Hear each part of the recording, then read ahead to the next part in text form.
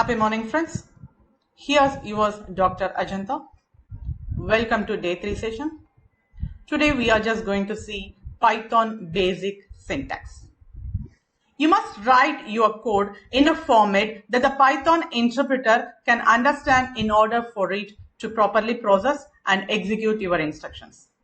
Syntax is a set of rules in programming that define the current form, combination, and sequence of words and symbols. The programs that reads and executes codes is known as the interpreter, and Python is a great example of the interpreter. Dear friends, this is the agenda. Today we are just going to discuss. The first one is Python keywords, which we also know as reserved words. Python keywords are the words that used to define the language syntax and structure. As a result, you can't use them to name variables, functions, objects, classes, or other similar items or processes. To avoid errors or exceptions, take a note of these 33 keywords and avoid using them as identifiers. Please note that the keywords are case sensitive and that all of these keywords, with the exception of true, false, and none, are in lowercase and must be typed exactly as they are.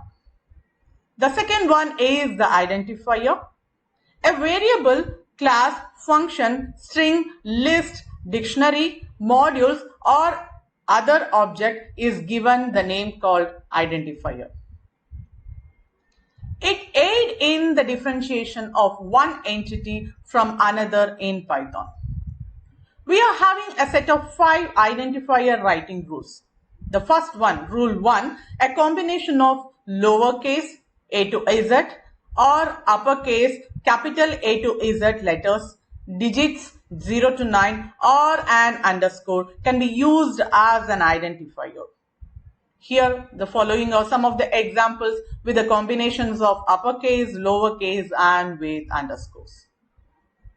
The second rule, a digit cannot be the first characters in an identifier.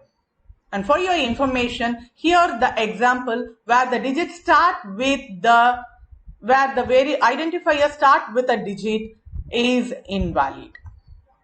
The rule 3, keywords cannot be used as an identifier.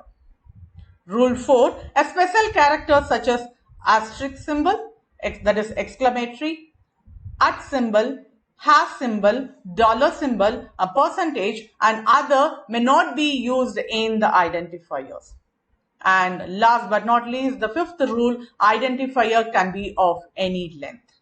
And for your information, dear friends, avoid using the letters O, that is in uppercase, and the letter L in lowercase, and the uppercase letter of I as a single letters identifier in some fonts because they can be confused with the number 0 and 1.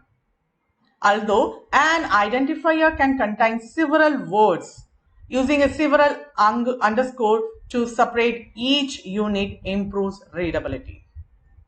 Next coming the naming variable, naming global variables.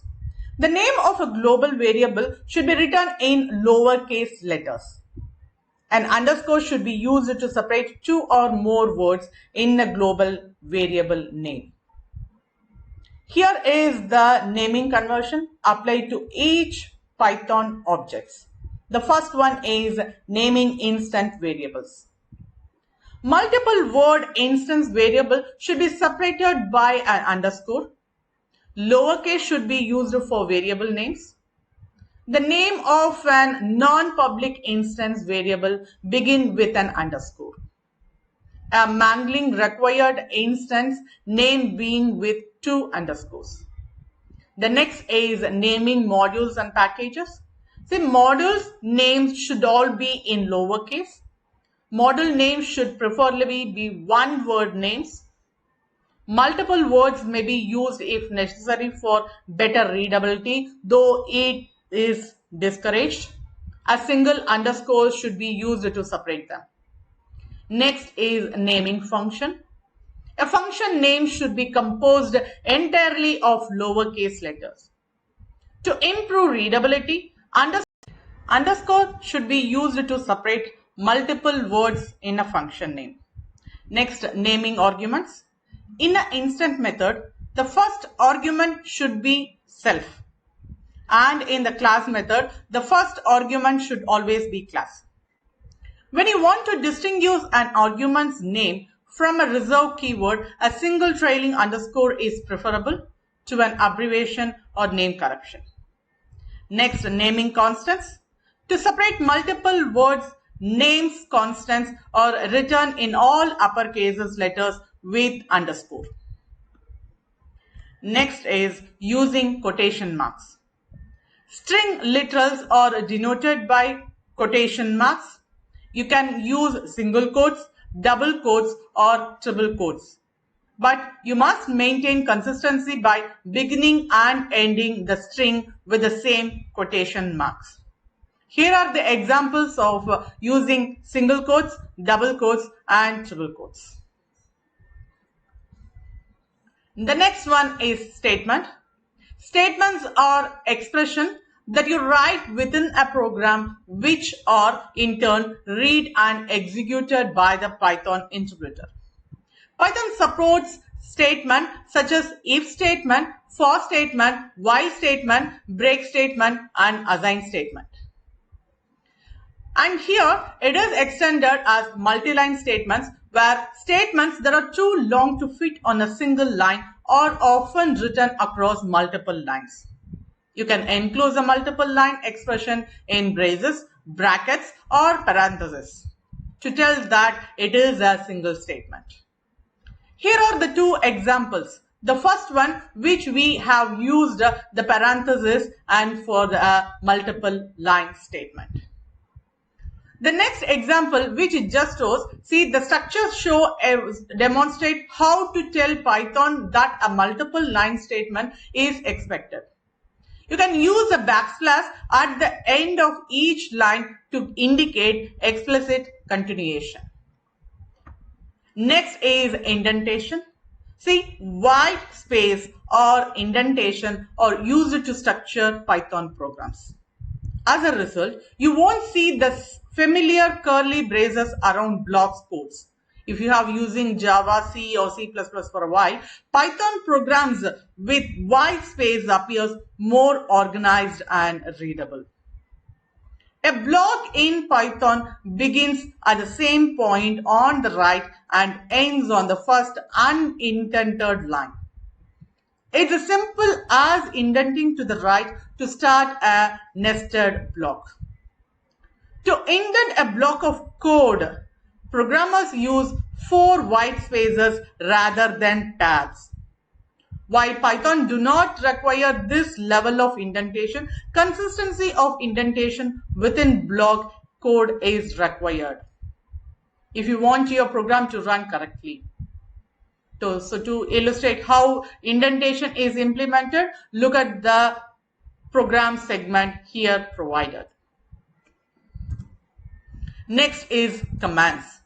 Commands are notes that are written within programs to describe a step, a process, or a symbol to include important information. Commands serve as documentation for your work and can be useful during program reviews or revisions. It will make evaluating the program months or years down the road a lot easier for you and other programs. A hash symbol precedes the command, instructing the interpreter to ignore the line and move on to the next statement. The first example, it just shows print out a welcome greeting, just with a print function, basic print function. And then next is you can wrap connected lines together with a hash symbol at the beginning of each line for long commands that span several lines, which is shown in the example 2. You can also use the triple quotes at the beginning and end of the multi-line command. So here it just shows the multiline commands example in the example number 3. The next and the last, docstring. A document string, also known as the docstring, is a string that describes what a class or a function does. Docstring summary can be found at the top of the code block that defines a class, method, functions, or module.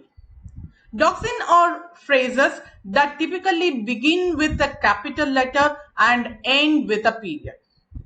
They are enclosed in the triple double quotes and maybe span multiple lines. A docstring begins with a one-line summary written in the form of imperative statements. And kindly have a note, a docstring is a string that starts with a capital letter and ends with a period that describes metadata. Docstring are used to link documentation to objects in Python.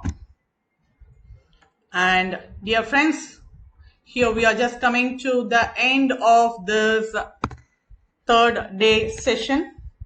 I hope you enjoyed this session and gained knowledge of the basic Python syntax. We will be discussing on variables and data types in the next session. Stay up to date with our latest tutorials by subscribing to our channel. Thank you.